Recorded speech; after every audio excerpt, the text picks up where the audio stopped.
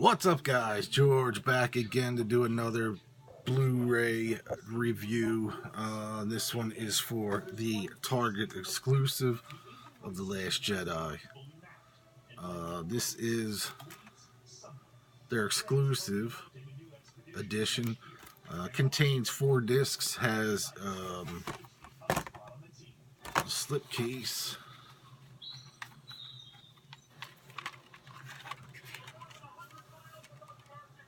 There, and it also has this exclusive content disc. Now I don't know if this is just Target. People, anybody that watches this, let me know. Like I said, it's a 4-disc set. Also has the gallery book in it, which has got some amazing pictures.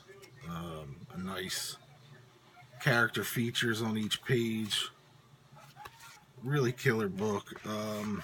Now getting into the movie, I watched this again last night. I was going to do a review last night, but then I wanted to watch the extra features, the special features on it. As far as the movie goes, not much of a change for me. It is a little better the second time I saw it. Actually, the first time I saw it at home.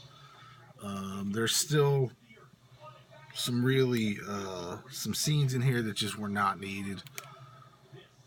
Overall, the whole Cantabite scene, the casino scene, really, in the long run, had no purpose in the film, except to find a code breaker. And if if you've seen this, you know what I'm talking about. Basically, Benicio del Toro's character. It looks fantastic on Blu-ray. It sounds great. Like I said, Rian Johnson did a pretty good overall filming-wise. It looked amazing. The story is just a bit off, unfortunately. I still don't like what they did with Luke Skywalker. And that might be just biased because I've been a fan of Star Wars since the beginning.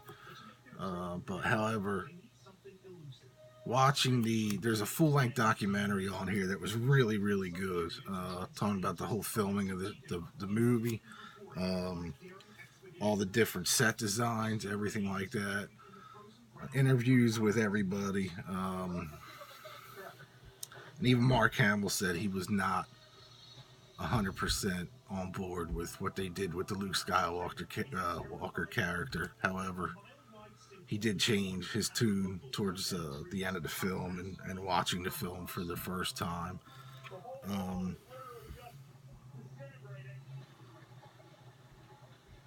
I'm not going to get into the story because every video has been done, on the story of it's been done to death. So,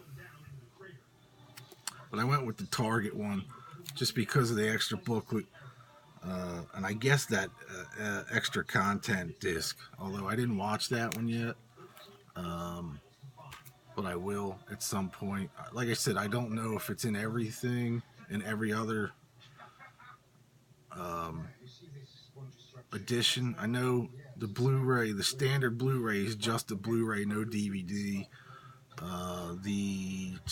There's a Steelbook edition at Best Buy, and like portrait card edition at Walmart. But I decided, like I said, to go with the Target. Target seems like they have the best ones as far as the Star Wars series goes. I got Rogue One there, I guess, in the fall of last year. And they did kind of the same idea with that one as well. And I would imagine that's what's going to happen with the upcoming Han Solo film. But overall, it's a better film than what I initially decided on. I like it a little more than I did However, it's still not perfect. For as good as The Force Awakens was, and I know it was, a mirror of A New Hope, but I thought the way it jump started the new series, I thought was good. So I was really looking forward to this one. This is just not what I expected out of this film. Um, and who knows, a couple more watches, I might dig it even more. But as of right now, it's a good film. It's not great. There is a few plot holes in it that I would probably done away with. Like I said, the whole Canto Bite scene was just basically a whole side story to kind of, I don't know, rip the one percenters of the world, I guess.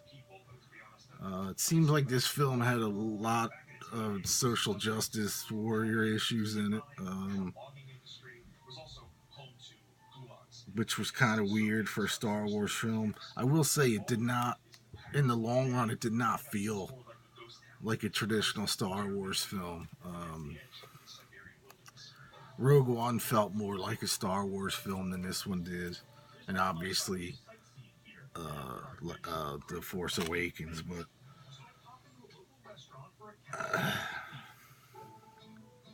I don't know. Maybe I'm talking out my ass, but it is better. It was better the second time around. Watching it at home, like I said, I think before in other videos, when you go to a theater, you kind of, with a lot of people, you kind of have a tendency to maybe not pay 100% attention to what's going on or hear everything that's going on dialogue wise. But there is quite a few things that I missed in the theater. There was a few things in here that I don't even remember, and maybe somebody else can leave me a comment below. In the original theatrical version, which this is, at the end of the film, Kylo Ren picks up Han Solo's dice after the rebels kind of take off from the whatever the Salt Island is, and they disappear in his hands. I don't remember that from the theater. Let me know if you remember in the initial movie, in the theatrical release, or if it was just added in to this because the Han Solo film's coming out. I just don't remember it. And I asked my son, he doesn't remember it either, but it was so quick that I might have just missed it. The bonus features on here are pretty cool. Some of them are not completely finished, so they have some CGI issues. They're just not 100% finished. There was a scene with Luke Skywalker and Rey that was really, really good. I thought, where they're on the island and he tells her, she sees these fires burning and whatever they're called, coming towards the island or on the island, and he tells them that they're a group of villagers from another island that come every month to pretty much purge the islanders on his island of food and stuff. And she runs after him to stop them, and when she gets there, it's basically the islanders having a big shindig or something. I thought that was kind of funny. I don't know if it would have worked in the film, but it was a cool extra scene. But let me know what issue or what edition you picked up. Like I said, I decided on the Target. I'm not a huge Steelbook guy. There just seemed to be a little bit more to this one than the Best Buy one. Like I said, like Rogue One. It's definitely not the worst Star Wars film. There's a couple others that I didn't care for, like Phantom Menace and Clone Wars. It's definitely better than those two. It's just not perfect, and the story is something that I still have a little bit of issue with. But what are you gonna do? I didn't make the film, so we'll see. Anyway, the upcoming Solo film looks kind of interesting. I don't know if I'm 100% on board with that yet. However, Ron Howard's an amazing filmmaker, so I hope that he did a good job. I know he had a lot of reshoots to do because the original directors were fired off of that film. Um, so we'll see what happens this summer when the Han Solo film comes out. But anyway, that is it.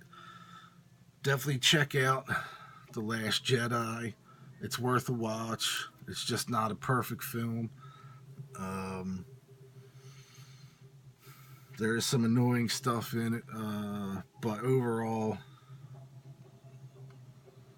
it's not the worst Star Wars film, I guess. And like I said, who knows? If I watch it again with the kids, I might even like it more than I do now. But always got to give it a shot. I hope episode 9 next year is a lot better, but we'll see. I know J.J. Abrams is back on board for that one, so we'll see. Anything could happen with that one. But anyway, that is it for this review. Follow me on Facebook and Twitter, and I'll see y'all next time. Peace.